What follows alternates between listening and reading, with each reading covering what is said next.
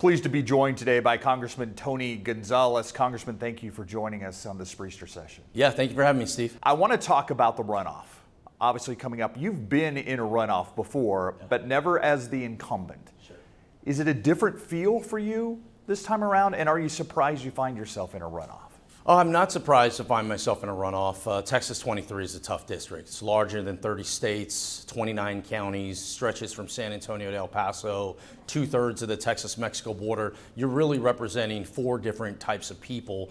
And I'd also say too, runoffs are tough. Runoffs are brutal. I've been joking. Runoff, as long as you're willing to not sleep, not eat, work your guts out, you'll be just fine. And that's exactly what it takes. It's like a block by block. But in a weird way, you get stronger. I know it because I've been in a runoff. I've won a runoff. If you're willing to put the work in, you're willing to listen to people, you're willing to basically say, hey, look, I won every county the first time. I got nearly 50%, but I didn't get 50%, and kind of be humble about it and go, what do I have to do to earn your vote? Maybe have these discussions and be realistic about it. You can get a lot stronger out of it. What have you learned?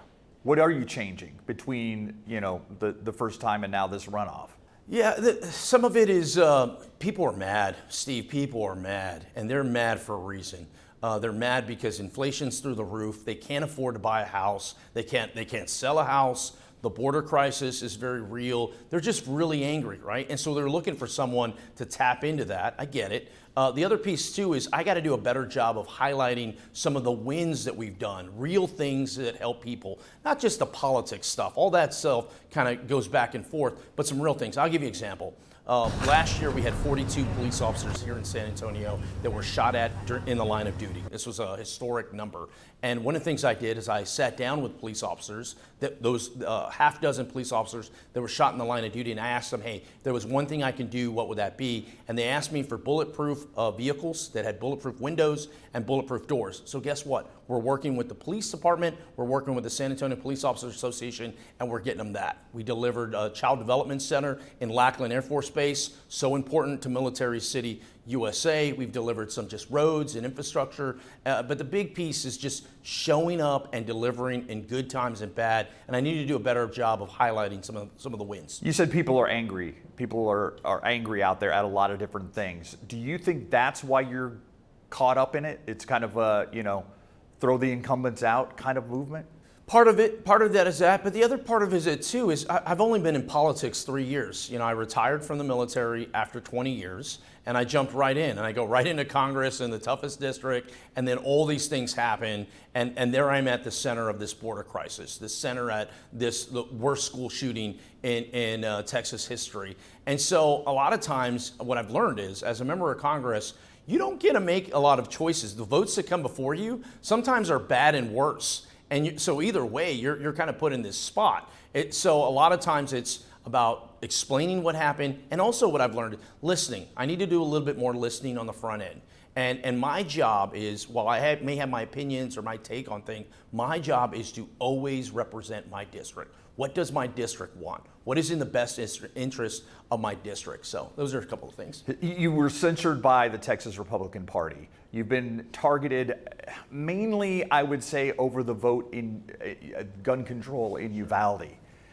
Would you change anything that you've done in the first, 2 years of your tenure?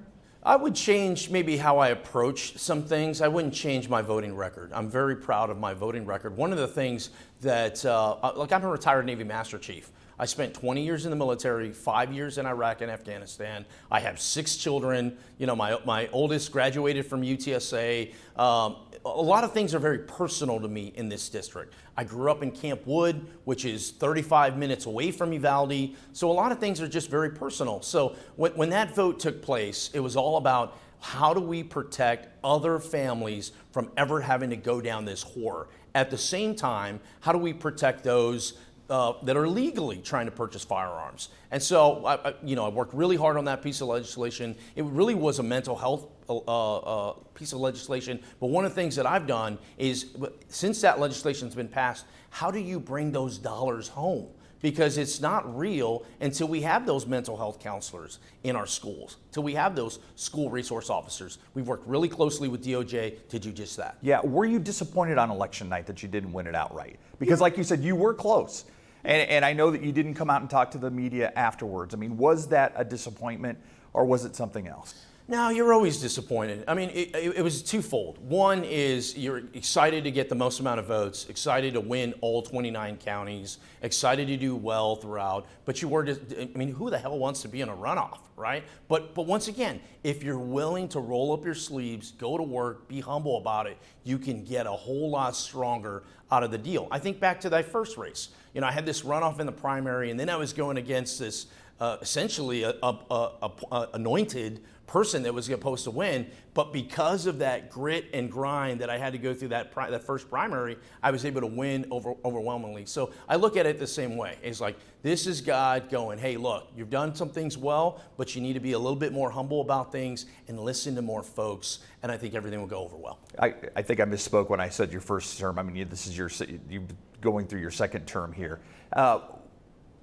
When it comes to your opponent, this is a guy that I would call a non-traditional candidate. What is the biggest difference between you and him? I mean, now that you know who you're taking on in the runoff, have you sharpened your criticism when it comes to Brandon Herrera? Brandon Herrera is not from here. Brandon Herrera thinks Trump can't win the election. Brandon Herrera makes fun of Greg Abbott being in a wheelchair. Brandon Herrera makes fun of veterans. Brandon Herrera is 28 years old, and the only job he's ever had is a YouTuber. When I was 28 years old, I'd already been in the military 10 years. I'd already served in Iraq and Afghanistan 5 years. I already had 2 kids, and I was living my life. So age, is part of it. He just has no experience. He thinks being a comedian he's auditioning to be a comedian for Texas 23. That's not what our district needs nor wants. Our district needs to have a representative that shows up in good times and bad. And when you're making these decisions, to listen to the people and ultimately deliver. The Second Amendment has been his big stance that he has gone through, not only as a candidate, but even before then. How do you delineate yourself from him? What is the biggest difference between you and Brandon Herrera? You look at my voting record, my voting record is very strong on the Constitution. Once again, I swore an oath to the Constitution at 18 years old, and I've never stopped doing that, right? And I've worked really hard to go, look, we can protect the Constitution and we can protect our kids. It does not have to be either or. And anyone trying to sell you that it does is lying to you, because that's where the politics come into place. When somebody's spinning this, that, or the other. The facts are this: I have voted against an assault weapons ban, right? Very conservative stance. I've taken a lot of flack from my left flank, if you will, for that. I voted against raising the age limit from 18 to 21. Once again, very conservative stance. I voted against universal background checks.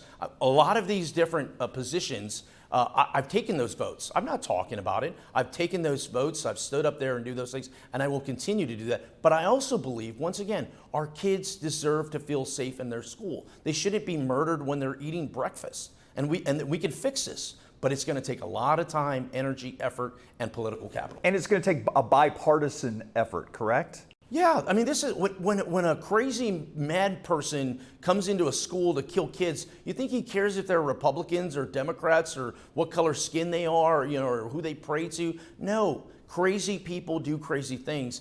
To me, this is an area that should unite us. But once again, I mean, how do we protect the Constitution, which I think is fundamental to what the Founding Fathers believed in, but also how do we also protect our kids? I think we can accomplish both, but it is going to take a lot of people just coming together and solving problems. Is bipartisanship a bad word?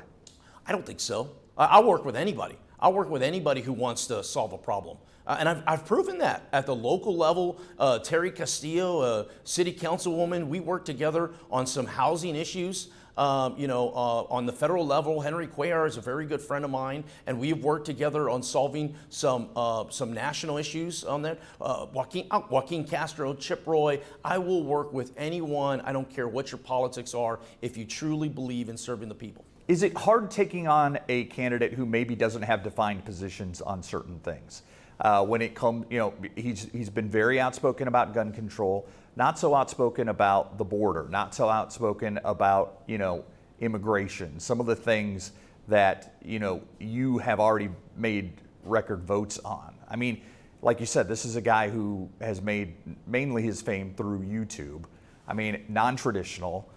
It's a different campaign than really not just you, a lot of candidates have had to face. I have always taken, in life in general, but in this race it is no different, I've always ran against myself. I'm not running against somebody else. I'm running against myself. And how do I get better? How do I get stronger? Nobody knew where Eagle Pass was 3 years ago. And now all of a sudden everyone's talking about Eagle Pass as if they're the border security expert. Why? Because I've hosted over 200 members of Congress. I've hosted Elon Musk, the richest man on earth. We've advocated for these positions. So I've worked really hard on the border in particular. Where was Brandon Herrera when, on December 20th, when there was 10,000 Venezuelans under a bridge in Eagle Pass? Where was Brandon Herrera when Del Rio, there were thousands of Haitians under a bridge, no end in sight? It's easy to sit in the cheap seats and throw rocks from afar, but this district has always been about showing up in good times and bad, and ultimately delivering. Let's talk about your district. You've got to know it probably as well as anybody. The interests of Eagle Pass aren't necessarily even the same interests of San Antonio. Sometimes Eagle Pass interests are way different than Del Rio. Then you throw in El Paso, you throw in Alpine, Marfa. I mean, have you come to the realization you're just not going to make everybody happy? Oh, 1,000. I learned a long time ago in life, you can never please anyone, you can never please everyone, and nor should you try. Be firm in your values, be who you are, be upfront with everyone, and be genuine. Do the best you possibly can. You're going to make mistakes. I've made mistakes. I'll make more mistakes. It's how do you learn, and ultimately, how do you listen? I was raised by my grandparents growing up, and they taught me, listen, Tony. You walk into a room, you listen to what people have to say. I'll give you an example. This is a prime example of the differences in my district. I just did a swing out in West Texas, out in Fort Stockton and Monahans and Crane, Upton County, all by Midland area there. Their number one issue is oil theft. People are coming over and they're stealing oil. Oil and gas is their number one industry out there, and that's their issue.